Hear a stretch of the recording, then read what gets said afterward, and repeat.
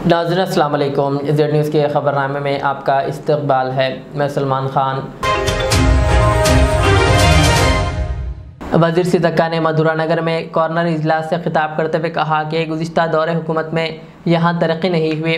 हालांकि इंदिरा गांधी के दौर से कई कॉलोनियाँ तामीर की गई और कांग्रेस के वज़राए आला ने भी कई कॉलोनियाँ अवाम के लिए बनवाई। उन्होंने कहा कि तरक्की का मतलब कांग्रेस है और कांग्रेस का मतलब तरक्की है। सिद्दीक़ा ने अवाम से अपील की है कि जुबली हिल्स के ज़िमनी इंतखाब में नवीन यादव को कामयाब बनाएं, क्योंकि पिछले 10 सालों में गरीबों को रोज़गार और बुनियादी सहूलियात नहीं मिली। उन्होंने बताया कि हुकूमत ने बारीक चावल, ख़वातीन के लिए मुफ्त बस सफ़र, 200 यूनिट बिजली फ्री, ख़वातीन के लिए बग़ैर सूद के क़र्ज़ और हर गरीब ख़ानदान के लिए 5 लाख रुपए की कीमत से इंदिरा हाउस फराहम करने का काम शुरू कर दिया है। उन्होंने अवाम से कहा कि नवीन यादव के हक़ में वोट देकर इलाक़े में हकीकी तरक्की बनाएँ।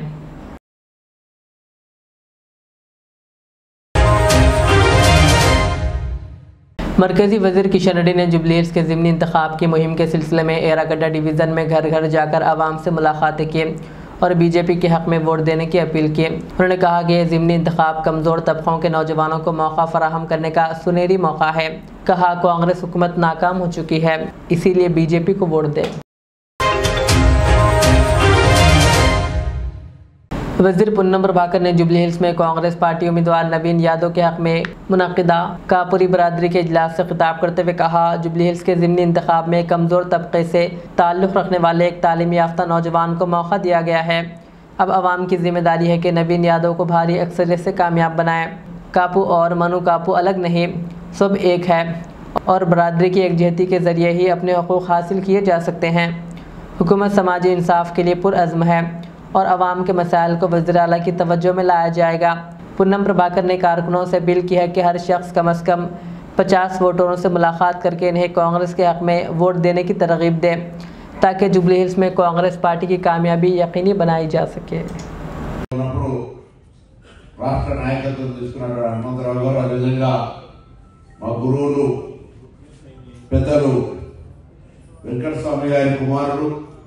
సహచార పార్లమెంట్ సభ్యుడు ఇప్పుడు సహచార మంత్రి గౌరవనీయులు వివేక్ వెంకటస్వామి గారు మా అందరి కాంగ్రెస్ పార్టీ నాయకత్వాన్ని క్రమశిక్షణతో ఉండే విధంగా క్రమశిక్షణ సంఘం సభ్యుడిగా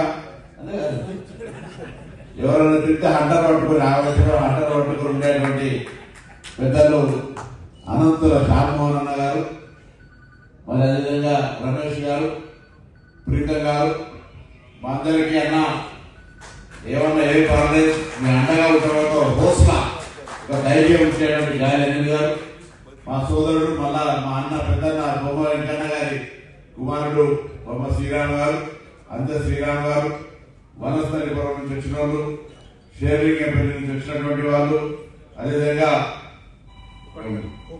కుకటపల్లి నుంచి వచ్చినటువంటి వాళ్ళు, అదేవిధంగా గురుగులాపురం నుంచి వచ్చినటువంటి వాళ్ళు, జూబ్లీహిల్స్ నుంచి వచ్చినటువంటి వాళ్ళు, అన్ని దగ్గర నుంచి వచ్చినటువంటి కాపు సంఘ నాయకత్వానికి ముఖ్య నాయకత్వం అందరూ కూడా పేరు పేరున నమస్కారం. నేను రాంగోపాల్కి ధన్యవాదాలు తెలియజేస్తాను, అభినందనలు తెలియజేస్తాను. ఇంత మంచి కార్యక్రమాన్ని తక్కువ సమయంలో అన్న వాస్తవంగా నేను అడిగిన అన్న ఈ ఎలక్షన్స్ లా ఒక యువకుడికి బలహీన వర్గాలకు సంబంధించి ఒక అవకాశం వచ్చింది. మనందరం కూడా కలిసి అభ్యర్థిని గెలిపించుకోవాల్సిన అవసరం ఉంది. అదేవిధంగా మనకున్న సమస్యలు కూడా ఈరోజు వ్యక్తులు వేరు, సంఘం వేరు. సంఘం రాజకీయాలతో సంబంధం లేదు. సంఘం అనేటువంటిది ఆ యొక్క సంఘంలో ఉండేటువంటి కులానికి సంబంధించి అందరికీ న్యాయం జరగడానికి కుల ఐక్యత ద్వారా ఎప్పుడు కానీ ఒక వేరు ఇక్కడ మామూలు వ్యక్తిగా ఉంటే వేరు, సంఘంగా కులంగా ఉండి అక్కడ ఐక్యంగా ఉంటే ఎదుటి వాళ్ళందరినీ ప్రభావితం చేయగలుగుతుంది. కాబట్టి ఈ సంఘపరంగా మనం అందరూ కూడా లాభపడాలి అనే ఆలోచనతో ఈరోజు సమావేశం రాఘరావు గారు, పెద్దల హనుమంతన్న గారు కూడా ఇప్పుడే పురుషోత్తం గారు ఫోన్ చేశారు. ఇక్కడ డిఫరెన్స్ ఆఫ్ ఒపీనియన్ అందరం కూడా ఇప్పుడు నేను గౌడు శెట్టిపల్లి శ్రీశైలం అంతా కలిసి ఉండేటువంటి విధంగా ఉన్నట్టు ఇక్కడ కూడా కాపు గుండూరు కాపు అవసరం. అందరం కూడా మనందరం మన హక్కులకు సంబంధించి ఐక్యంగా ఉంటేనే ఎదురువాడు ఎవరైనా రాజకీయ పార్టీ కానీ న్యాయం చేస్తారు. రేపు నేను హైదరాబాద్ ఇన్ఛార్జి మంత్రిగా పెద్దలు వివేక్ గారు, హనుమంతన్న గారు నాయకత్వం తీసుకొని తప్పకుండా సరియైన ప్రాతినిధ్యం స్థానిక రాబోయే మున్సిపల్ కార్పొరేషన్ ఎన్నికల్లో ఇస్తాను. కానీ ఎవరి రాజకీయాలు నేను కూడా రాజకీయాలకు వచ్చినప్పుడు ఎవడు రమ్మని కూర్చేసి కూర్చోబెట్టడు. శ్రమ పడాలి. ఏరినంత శ్రమ ఉంటే ఆవినంత అదృష్టం ఉండి కలిసి రావడానికి అవకాశం ఉంటుంది. మనం ఇంటికాడ కూర్చునే 10 లక్షల పొరపాటు ఇవ్వాలని రేపటికి నాంది పునాది పొందిన మీ శ్రమ, మీ ప్రాధాన్యత, మీ భాగస్వామ్యం చూపెట్టండి. నవీన్ యాదవ్ గెలుపు కొరకు మీ కృషి స్పష్టంగా కనబడ్డాక పార్టీ మిమ్మల్ని పిలిచి అన్న ఏం కావాలి రావాలని అడిగేటువంటి పరిస్థితిలో మీ ఐక్యతగా మాత్రం ఎప్పుడు ఏ రాజకీయ పార్టీ కాంగ్రెస్ ఎన్ఎస్సీ నాయకులు ఇక్కడ దాకా వచ్చారు. కానీ ఒక సంఘంకు ప్రాధాన్యత, ప్రతినిత్యం గుర్తింపు రావాలంటే ఐక్యంగా మనం మన యొక్క శక్తిని చూపట్టాల్సిన అవసరం మాత్రం ఉంటుందని మాట ఇస్తాం. గతంలో చాలా మంది వాడుకుని ఉండొచ్చు, కానీ ఇంతకుముందు చెప్పిన కాంగ్రెస్ ఎక్కడి నుంచి చెప్పంటాం కాంగ్రెస్ చరిత్ర ఒక సామాజిక న్యాయానికి కావచ్చు, ఒక న్యాయపరమైనటువంటి అంశాలకు సంబంధించి వర్గాలకు మద్దతు ఇవ్వాలని, అందరూ బాగుండాలి అనే పాలసీతో పోయినటువంటి కాంగ్రెస్. కాబట్టి చాలా చెప్పినాడు అటువంటి కాంగ్రెస్ పార్టీ తప్పకుండా మీకు అన్యాయం చేయదు అనేటువంటి విశ్వాసాన్ని మీకు అన్నటువంటి వేదికగా నాయకులు మా బాధ్యత మీ గొంతుగా మీ పక్షాన్ని మాట్లాడతారు. మీరు మీ యొక్క ఐక్యతను చూపెట్టి ఇలాంటి అభ్యర్థి యాక్చువల్ ఒక ఎన్నికకే కాదు, మీకు ఏ సమస్యలు ఉన్నా ప్రభుత్వంలో ఉన్నాం. మా దగ్గర చాలా అన్నం తీసుకొని పోతాం అన్నారా, ఇలా సమస్యలు లేదా ముఖ్యమంత్రి గారి దగ్గర తీసుకొని పోతాం, పరిష్కారం చేసుకుందాం. ఏ సమస్యలు ఉన్నా పర్వాలేదు, ఇక్కడ ఉంటున్నప్పుడు మీ అందరికీ అన్ని రకాల రక్షణ కవచంగా ఉండేటువంటి బాధ్యత ఈ ప్రభుత్వంది. మీరు వ్యాపారం కావచ్చు, ఇంకోటి కావచ్చు అనే మాట సందర్భంగా మనం చెప్తా ఉన్నాం. తప్పకుండా మా బాధ్యత ఇది. ప్రజాపాలన ప్రభుత్వం ఒకటేసారిగా మేము నడిపిందే మరొకరి మేము చెప్పిందే వినాలనేటువంటి మీరు చెప్పింది కూడా ఉంటాం. తప్పకుండా భవిష్యత్తులో డెమోక్రసీ కొంచెం ఎక్కువ ఉండొచ్చు, అదే ఉంటారు. అదే క్రమశిక్షణ సందర్భం కూడా పక్కన పెట్టుకుంటాం. కాబట్టి దయచేసి మీ అందరూ కూడా మరొకసారి నేను కోరుతా ఉన్నా, ఒక అవకాశం వచ్చింది ఎన్నికల్లో మీరంతా కూడా మీరే కార్యక్రమం తీసుకొని నాయకత్వం వహించండి. మా బాధ్యత అన్న, మేము ఎట్లా ఏ విధంగా మా స్నేహితులు కూడా కాంగ్రెస్ పార్టీ నాయకత్వంలో ఏ విధంగా మేము ఒక సానుభావం అందరూ బాగుండాలి అనేటువంటి ఆలోచన కాంగ్రెస్ పార్టీ మాత్రమే రాజమండ్రి. వేరే పార్టీలు మేము మాత్రమే బాగుండాలని కోరుకునేటువంటి సామాజికంగా ఆలోచన చేయనటువంటి పార్టీలు గుర్తుంచుకో. చరిత్రలో కాంగ్రెస్ పార్టీ 2 సంవత్సరాలు పరిపాలించింది. కాంగ్రెస్ పార్టీ దగ్గర ఆస్తులు ఉంచుకుంటే పార్టీ దగ్గర వేల లక్షల కోట్లు ఉంటున్నాయి. ఒక ప్రాంతీయ పార్టీ దగ్గర 10-12,000 15,000 కోట్లు వైట్ పడినది కాంగ్రెస్ పార్టీ కంపెనీలా అట్లుంటుంది పార్టీ. కాబట్టి మేము తప్పకుండా మీ అండగా ఉంటాం, మీకు సపోర్ట్గా ఉంటాం.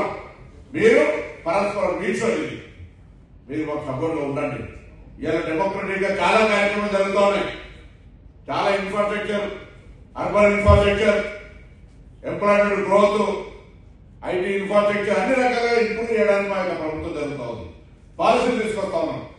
10 సంవత్సరాల టూరిజం పాలసీ లేకుండే, మెడికల్ పాలసీ లేకుండే, అర్బన్ పాలసీ లేకుండే, ఇంటర్నల్ విత్ రింగ్ రోడ్ మీద అభివృద్ధి చేయాలని అన్ని రకాల గవర్నమెంట్ యాటిట్యూడ్ తోటి ఉంది. అర్బన్ గ్రోత్ మొత్తం ఆల్ ఇండియాలో హైదరాబాద్ ఉన్నంత స్కోప్ వేరే కాడ లేదు. ఈ స్కోప్ మనందరూ తీసుకొని పోవాలని మాట సందర్భంగా కోరుతూ మీ అందరి ఆశీర్వచనంతో తప్పకుండా అభ్యర్థి గెలుస్తారు. ఇప్పుడు మల్లూరు పుట్టపుట్టిన వారు కూడా మనందరం కలిసి ఇక్కడ స్థానికంగా ఆయనే మనందరికీ ఏడు బట్టి నడిపి తీసుకొని పోవాల్సిన బాధ్యత ఉన్నది అనే మాట సందర్భంగా నేను కోరుతూ మనందరూ కలిసి ఇలా తెలంగాణ ప్రభుత్వం సామాజిక న్యాయం వరకు కుల సర్వే చేసింది.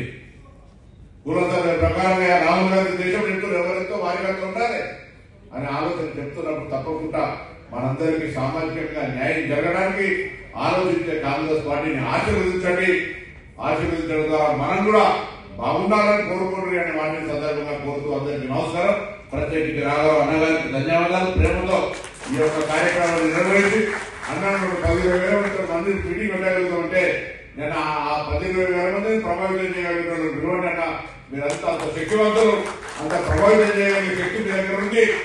మీరు ఇక్కడి నుంచి వెళ్ళిన తర్వాత నాకు ఒక మాట ఇచ్చుకోవాలి. ఇక్కడ నుంచి రోజు వారి కార్యక్రమాలు ఉదయం నుంచి రాత్రి పడుకునే లోపల కనీసం వాడు ఎదురు కూడా అడిగిందా లేదా సంబంధం లేదు. మీరు ఛాయ్ హోటల్ పోతారా, మంగళ షాప్ పోతారా, కూరగాయలు పోతారా, ఏడికన్నా ఉన్నాయి. పోయినప్పుడు జూబ్లీస్ లో కాంగ్రెస్ గెలుస్తుంది సార్ అని ఒక మాట. ఖర్చు లేదు, పెట్టుబడి లేదు, ఏం లేదు. ఒక్క మాట రోజు కనీసం 50 మంది చెప్పిన ఫోన్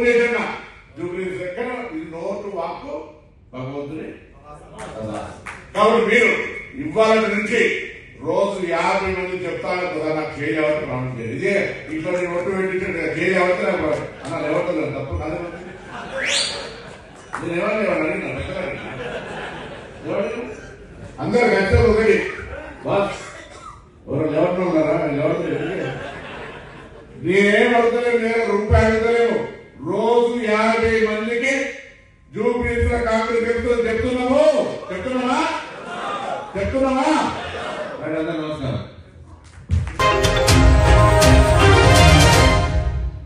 सिकंदराबाद के हिमालय बस्ती में इतवार को भोदारी महोत्सव का जश्न धूमधाम से मनाया गया, जिसमें बीआरएस के वर्किंग सदर केटीआर, साबिक वज़रा टी हरीश राव, तलसानी श्रीनिवास यादव, साबिक डिप्टी स्पीकर टी पद्मा गौड़ और कई कायदीन शरीक हुए।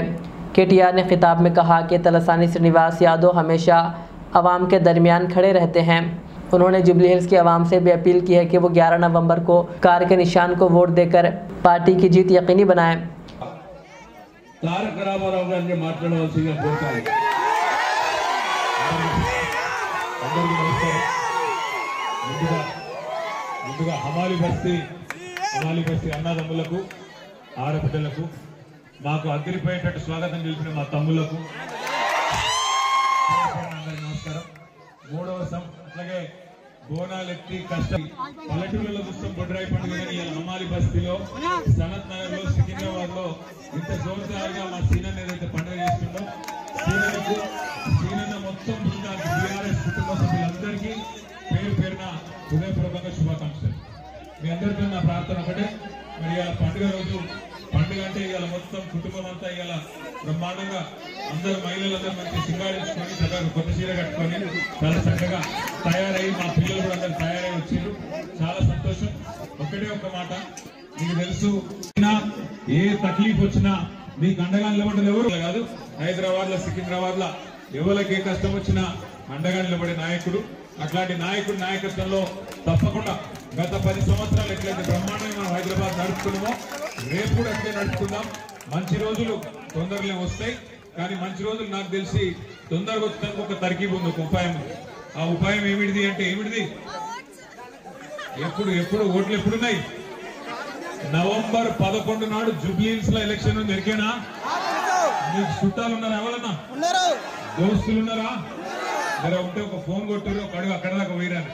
పక్కకే ఉన్నది జూబ్లీ, అక్కడ వెళ్తుందా? జర మీ చుట్టాలు దోస్తులు అందరికి ఎప్పుడు ఏ గుర్తుకి సుఖ సంతోషం. बीआरएस के कारगुजार सदर केटीआर ने कहा कि तेलंगाना मुल्क की पहली रियासत बन गई है जहां नया वक्फ एक्ट नाफिज हो गया। केटीआर ने वज़ीर आला रेवंत रेड्डी पर तनकीद करते हुए कहा कि अवाम को यह हक़ाइक़ जानने की ज़रूरत है कि रियासत की क़ियादत किसके हक़ में काम कर रही है। केटीआर ने सवाल किया कि आखिर रेवंत रेड्डी कांग्रेस के वज़ीर आला है या बीजेपी के, और कहा कि वज़ीर आला के इक़दामात और फ़ैसले अवामी मफाद के मुताबिक होने चाहिए। उन्होंने मज़ीद कहा कि तेलंगाना की अवाम तवक्को करते हैं कि हुकूमत शफ़ाफ और अवाम दोस्त पॉलिसीज़ के तहत काम करे और मजहबी इदारों के हकूक़ के तहफ़्फ़ुज़ को यकीनी बनाए। उन्होंने जुबली हिल्स की आवाम से कांग्रेस को सबक सिखाने के लिए बीआरएस को वोट देने की अपील की। हाल ही में जब राज्यसभा में हमारे फ्लोर लीडर सुरेश रेड्डी साहब भी यहीं पे हैं, राज्यसभा के वक्फ अमेंडमेंट एक्ट लाया गया था बीजेपी की हुकूमत की तरफ से। तो जब अमेंडमेंट बिल आई थी तो हमारी पार्टी ने उसकी मुखालिफत की, उसके खिलाफ 4 वोट हमारे थे राज्यसभा में, 4 के 4 वोट दिए हम, और साथ ही साथ कस के बोले कि नहीं करना, ये नहीं करो, अच्छी बात नहीं है, कंसल्टेशन करो, कंसेंसस लाओ, और कुछ हो सका तो हर किसी के दिल में जो एक सवाल है उसकी जवाब देने की आप कोशिश करो। यही सुरेश रेड्डी साहब बोल रहे थे, पर हो गया, क्योंकि उनके पास ताकत है, बीजेपी के पास हो गया, बिल पास हो गया। आपसे पूछना चाहता हूं, यहाँ पे काफी सारे दानिशमंद लोग हैं, आप काफी सारे सोच के समझ के सियासत समझने की कोशिश करने वाले हमारे भाई बहन से पूछना चाहता हूं, पूरे हिंदुस्तान में 28 रियासतें हैं। इन 28 रियासतों में सिर्फ 3 जगह कांग्रेस की हुकूमत है। आपको पता है ये बिल पास होने के बाद, वक्फ अमेंडमेंट बिल, कौन सी पहली रियासत है हिंदुस्तान में जिन्होंने यहां पे जीवो ला लिया उस कानून को लागू करने के लिए? पहली हुकूमत हिंदुस्तान में कोई बीजेपी हुकूमत नहीं थी, कोई बीजेपी रियासत नहीं थी। पहली रियासत जो वक्फ कानून को बदलने के बाद लागू करने की कोशिश करने वाली हुकूमत थी तेलंगाना की हुकूमत। उन्होंने जीवो लाया यहां पे। क्या जल्दी थी भाई आपको? इतने में कोर्ट स्टे दे दिया सुप्रीम कोर्ट, और अलग बात है। क्या जल्दी थी आपको कि आपकी पार्टी वहां इतराज करती है, आपकी पार्टी मुखालिफत करती है दिल्ली में पार्लियामेंट में, पर यहाँ के जो लीडर है, यहाँ के जो चीफ मिनिस्टर है, जल्दबाजी में जीवो निकाल दिए, जल्द ही जल्द इंप्लीमेंट करने की कोशिश कर रहे थे। मैं बस इतना ही पूछना चाहता हूं आपसे, ये आदमी कांग्रेस का है या बीजेपी का है? तेलंगाना जागृति की सदर के कविता ने नेहरू नगर में जख्मी आसिफ से उनके रिहायशगाह पहुंचकर मुलाकात की, जो रोडी शीटर रियाज को पकड़ने की कोशिश के दौरान जख्मी हो गए थे। कविता ने इस वाक़े और आसिफ के जख्मों के बारे में तफसीलात हासिल की और आसिफ की बहादुरी और जुर्रत को सराहा कि उन्होंने रोडी शीटर को पकड़ने में गैर मामूली हिम्मत का मुजाहरा किया था।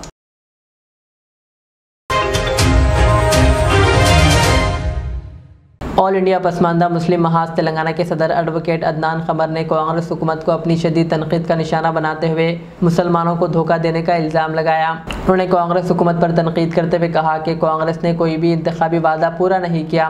बशीरबाग प्रेस क्लब में मीडिया से बात करते हुए उन्होंने कहा कि कांग्रेस हुकूमत ने माइनॉरिटी डिक्लेरेशन को नज़रअंदाज किया और 42% BC रिजर्वेशन में पसमानदा कोटा वाजे करने में नाकाम रही। उन्होंने कहा कि तोहफ़ा तालीम स्कीम के नाम पर भी धोखा दिया गया। उन्होंने कांग्रेस पर पसमानदा कॉरपोरेशंस की तश्कील के वादे से इन्हिराफ का इल्ज़ाम आयद किया। अदनान खमर ने कहा कि कांग्रेस हुकूमत अक़लियती फलाह बहबूद में बिल्कुल तौर पर नाकाम हो चुकी है। मैं आप सबका भाई advocate Adnan Khamar, president all India Pasmanda Muslim Mahaz Telangana, आज आप लोगों के सामने हम सब एक बहुत ही इम्पोर्टेंट मौजू पर, एक बहुत ही इम्पोर्टेंट विषय पर जैसे आपके सामने हम आए हैं। 2 साल पहले कांग्रेस पार्टी ने हमको झूठे वादे किए थे रोज़गार, तालीम और ख़ास तौर पे पसमानदा मुसलमानों के ताल्लुक़ से जो मखसूस पॉलिसीज़ होंगे उस पर। 2 साल हो गए और आज भी हम इग्नोर किए जा रहे हैं। कांग्रेस के जितने भी माइनॉरिटी लीडर्स हैं, शब्बीर अली साहब, फ़हीम कुरैशी साहब, अज़मतुल्लाह हुसैनी साहब, ये सारे लोग हमारे गलियों में, हमारे मोहल्लों में हमारे पास आकर हमसे वोट तो लिए, एक बार इख्तिदार आने के बाद हमको भूल गए। आज इनको हमारी ज़रूरत महसूस नहीं हो रही। ये धोखा नहीं, ये बेवफाई है। हमारे वोट तो आपको चाहिए, लेकिन जब हमारे मसाइलों की, मुद्दों की बात आती है तो आप हमसे बेवफाई करते हैं। कांग्रेस का अगर धोखा देखना है तो सबसे पहला, सबसे बड़ा जो डॉक्यूमेंट्री एविडेंस है ये है माइनॉरिटी डिक्लेरेशन का। ये माइनॉरिटी डिक्लेरेशन कांग्रेस पार्टी ने रिलीज किया। ये झूठा डिक्लेरेशन, ये धोखेबाजी का डॉक्यूमेंट। मैं सारे कांग्रेस के जो माइनॉरिटी लीडर्स हैं उनको चैलेंज करता हूं कि ये जो पॉइंट्स, ये जो झूठे वादे आपने किए थे, किसी एक पर भी अगर आपने अमल किया तो बता दीजिए, मैं मेरी हर चीज़ छोड़ दूंगा और ज़िंदगी भर आप लोगों की गुलामी करूंगा। बता सकते हैं आप? ये जो झूठे वादे किए, किसी 1-2 सालों का कोई एक वादा आपने पूरा किया? नहीं किया। साथ में जो मजलिस इत्तेहादुल मुस्लिमीन है, उनके सारे लीडर्स को मैं चैलेंज करता हूँ। 2 साल पहले तो आप लोग RSS का टिल्लू कहकर इसके खिलाफ थे और 2 साल से आप लोग दोस्ती निभा रहे हैं रेवंत रेड्डी से और बोल रहे हैं कि हम डेवलपमेंट वर्क्स कर रहे हैं मुसलमानों के ताल्लुक से। आप बोलिए, क्या आपने ये जो माइनॉरिटी डिक्लेरेशन है इसमें से कोई एक पॉइंट को भी परस्यू किया? आपका खुद का तो कोई इलेक्शन मैनिफेस्टो नहीं होता, सिर्फ मजहबी नारेबाजियों से पूरा इलेक्शन जीतते हो, लेकिन जब मुद्दे मसाइल की बात आती तो कुछ नहीं करते। मेरा चैलेंज है सारे लोग कांग्रेस से और उनके हामी जमातों से कि कोई एक पॉइंट आप बता दीजिए। 42% BC रिजर्वेशन की बात आती है, लैंडमार्क बिल पास हुई, लेकिन उसमें हमारी कितनी हिस्सेदारी है उस पर कोई बात नहीं। कोई बीजेपी के मरकजी वजीर ममलिकत बंडी संजय कुमार ने कहा कि BRS पार्टी का रवैया मुकम्मल तौर पर दोगला है।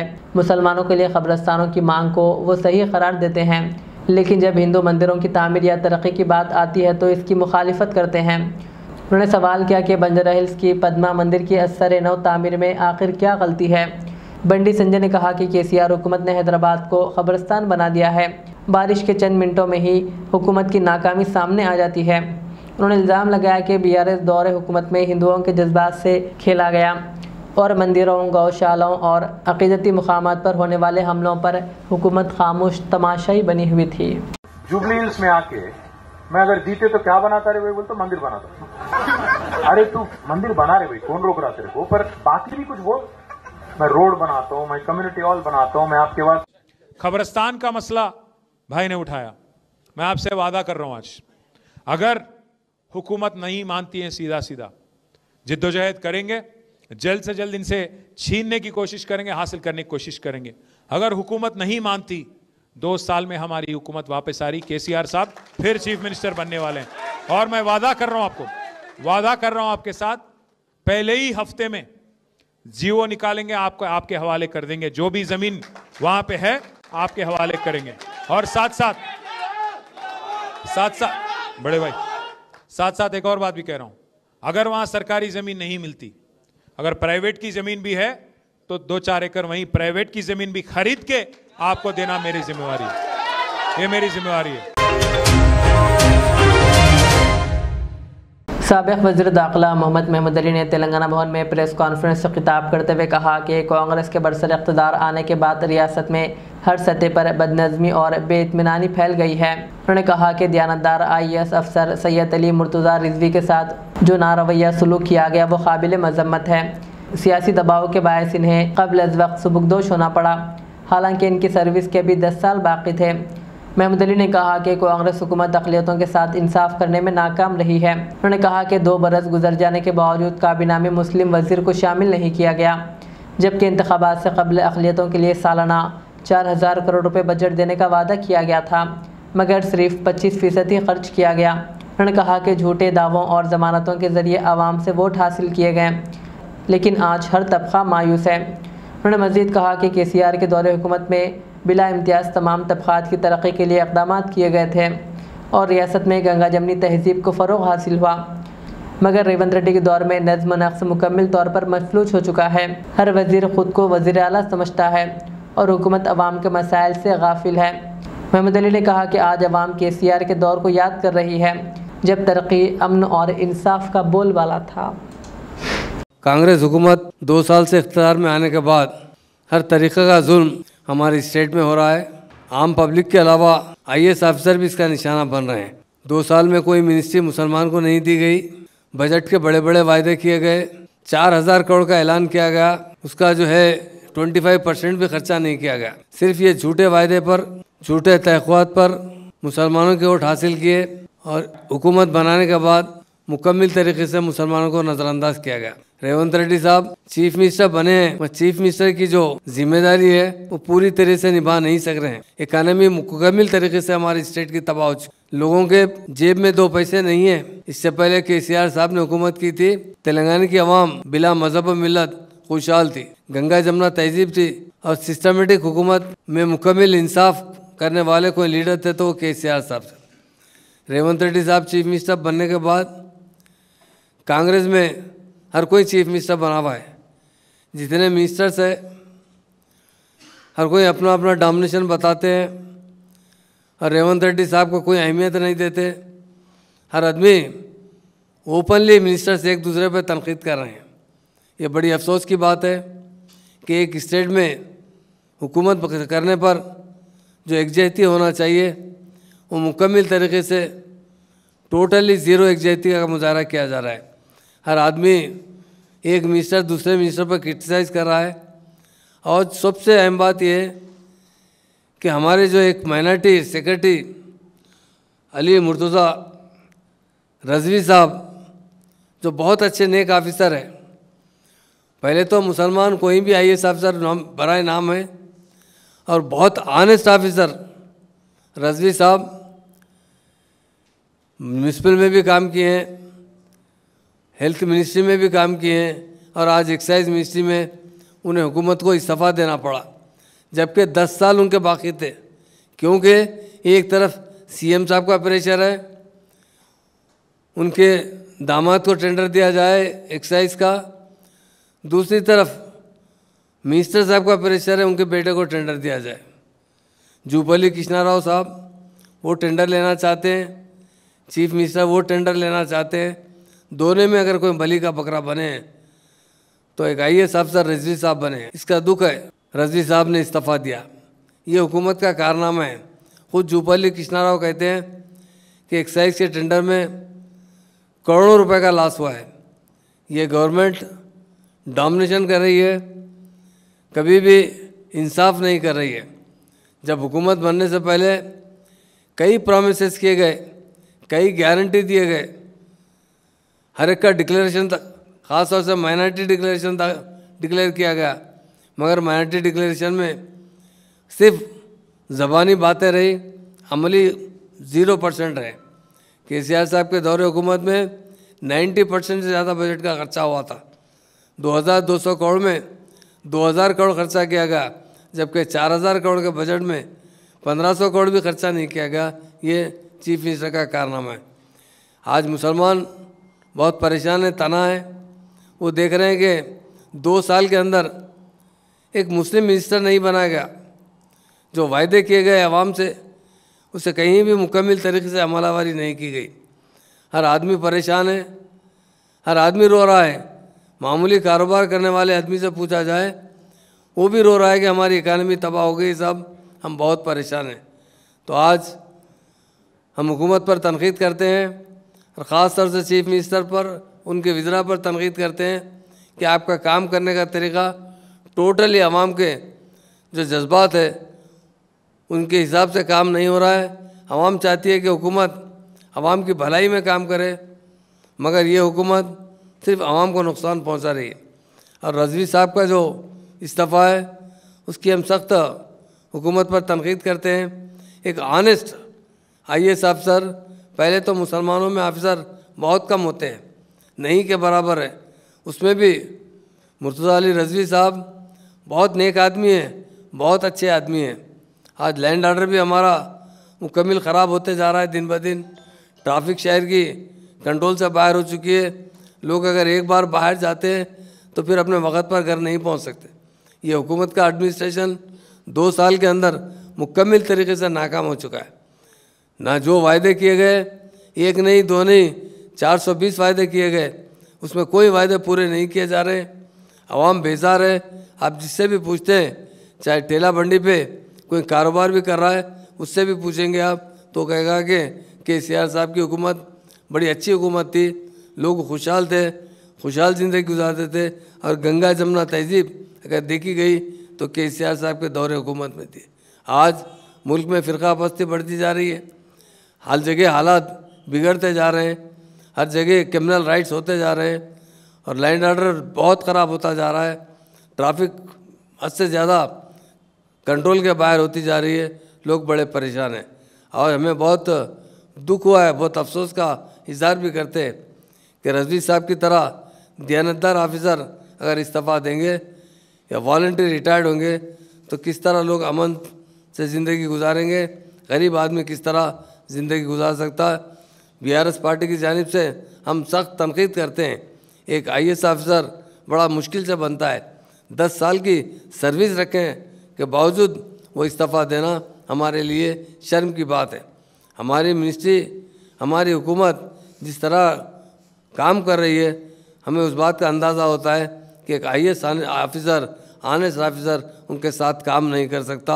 हम इनके इक़दाम को जिस तरह हुकूमत ने एक्सेप्ट किया, जिस तरह इन पर गैर ज़रूरी का दबाव डाला गया, एक तरफ मिनिस्टर साहब का दबाव, एक तरफ चीफ मिनिस्टर साहब का दबाव, इसकी हम सख्त मज़म्मत करते हैं और हुकूमत से मुतालबा करते हैं कि IAS अफसरों को अच्छी से छूट दी जाए ताकि ऑनेस्टी से काम कर सके, एडमिनिस्ट्रेशन अच्छी तरीके से चल सके।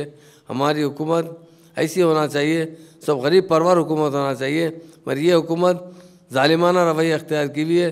कभी कोई पर किसी पर भी इंसाफ नहीं किया जा रहा है।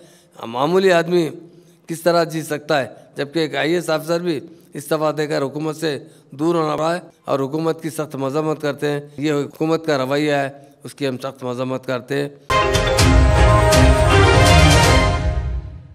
तेलंगाना जागृति की सदर के कविता ने निजामाबाद के मोपाल मंडल के गांव में किसानों से मुलाकात करते हुए महकमे जंगलात की जानिब से फसलों के तल्फ किए जाने के वाक़े की शदीद मजम्मत की। उन्होंने कहा कि फसलों पर केमिकल छिड़कना किसानों के साथ जुल्म है और हुकूमत से मुतालबा किया कि पोडो अराजियात पर काश्त करने वाले किसानों को फौरी तौर पर ज़मीनों के पट्टे जारी किए जाएँ ताकि इन्हें कानूनी हक़ हासिल हो।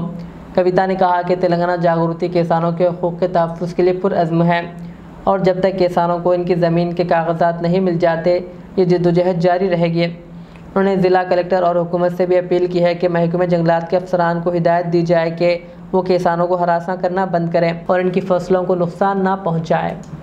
బైరాపూర్ తండాలో ఉన్నాం. రైతు ప్రకాష్ కూడా ఉన్నారు మనతో పాటు.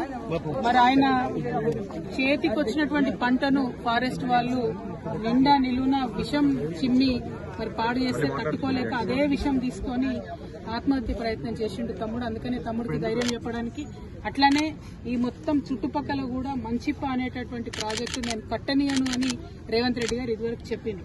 మరి రేవంత్ రెడ్డి గారిని, జిల్లా కలెక్టర్ గారిని, జిల్లాలో ఉన్న ఎమ్మెల్యేలు నేను డిమాండ్ చేస్తా ఉన్నా, మీరు ప్రాజెక్టు కట్టనప్పుడు ఇక్కడ ఉండేటటువంటి రైతులందరికీ ఎందుకు పట్టాలు ఇస్తలేరు?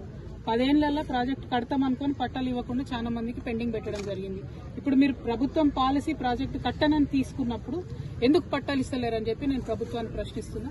ఖచ్చితంగా తొందరగా పట్టాలు ఇవ్వాలి. ఫారెస్ట్ అధికారులు వచ్చి వేధింపులు ఆపాలి. ప్రాజెక్టు కడతలేమని చెప్తుంది ప్రభుత్వం. మీరు అత్యుత్సాహంతో వచ్చి అమాయకమైనటువంటి గిరిజన రైతుల్ని ఇబ్బంది పెట్టొద్దని నేను ఫారెస్ట్ అధికారులను డిమాండ్ చేస్తున్నా.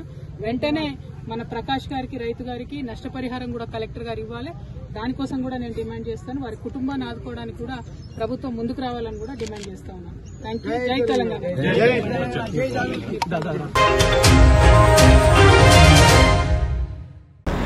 शहर हैदराबाद के मासब टाइम में वाक़ पोचम्मा बस्ती में डॉक्टर BR अम्बेडकर के मुजस्समे पर फूल माला डालकर ख़िराज अक़ीदत पेश किया गया।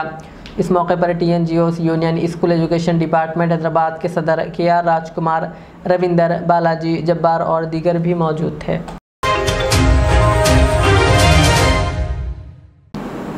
ये थी आज के दिन भर की हमारी खबरें। मुझे इजाज़त दीजिए।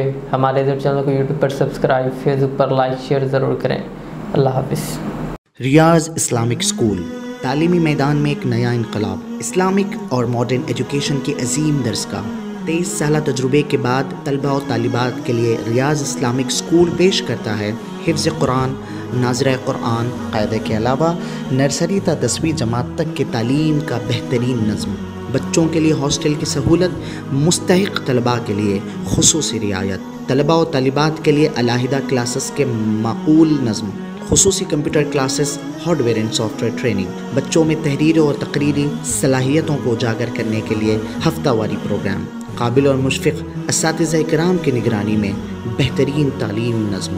सुबह 8 बजे तक शाम 4:30 बजे दाखिले जारी हैं। उजलत कीजिए। Riyaz Islamic school, opposite lane, new SR petrol pump, Vattepally, Hyderabad. Al Riyaz tours and travels नज़द Riyaz health care clinic, Mustafa Nagar, Falaknuma, Hyderabad.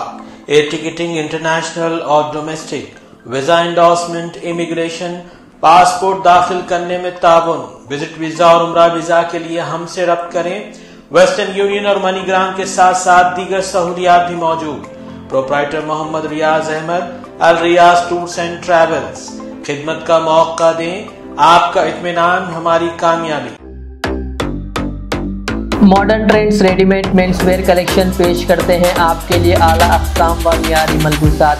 हमारे यहाँ formal, party wear, jeans, T shirt और ट्रैक पैंट्स के वसी वैरायटीज दस्तयाब है। इसके अलावा मर्दाना घड़ियाँ, सन ग्लासेस और मियारी जूतों का शानदार कलेक्शन भी। ऑर्डर्स पर इम्पोर्टेड अशिया भी हासिल की जा सकती है, तो देर किस बात की, आज ही चले आएँ। हमारा पता है मॉडर्न ट्रेंड्स, बीबी का चश्मा रोड, टिकलकुंटा, फलकनुमा, हैदराबाद। मज़ीद मालूमात और राब्ते के लिए प्रोपरेटर मोहम्मद इमाद अहमद से रब्ता करें। 9959541435।